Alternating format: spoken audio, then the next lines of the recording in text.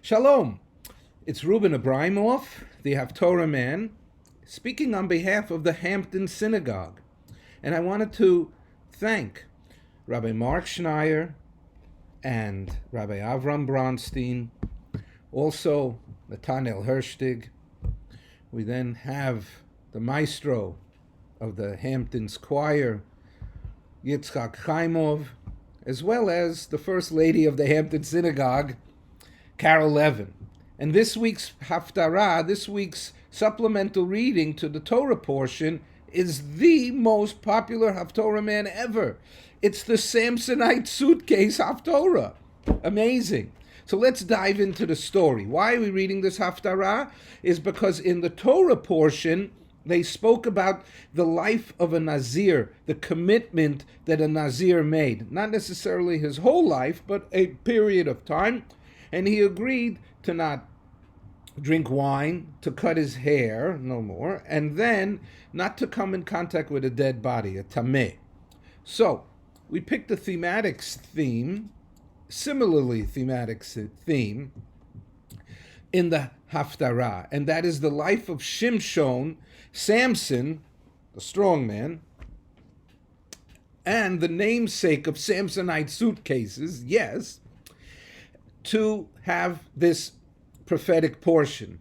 And the Haftarah starts out with Shimshon's mother. Her name is not spoken. We know that it's Sel Plonit from the Gemara.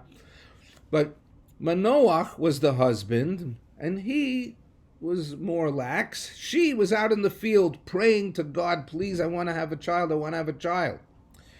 An angel comes and says to her, you will conceive, and you will have a son, and you will have a baby. And that this son of yours should be a Nazir. He should be someone, that's the Shimshon story, where he had long hair.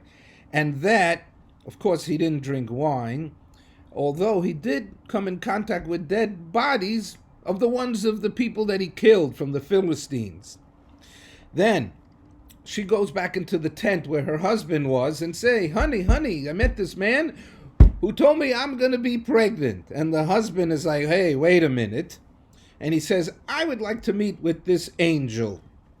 And he goes out and he meets the angel. He comes back and he realizes that this is Malach Adonai, an angel of God. And he tries to offer him something to eat.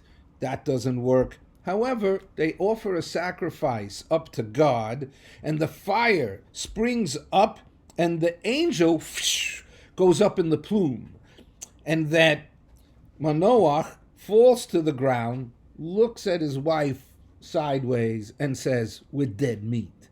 And then she said, the spiritually elevated one in the family, God didn't bring us down here, this path, to just die.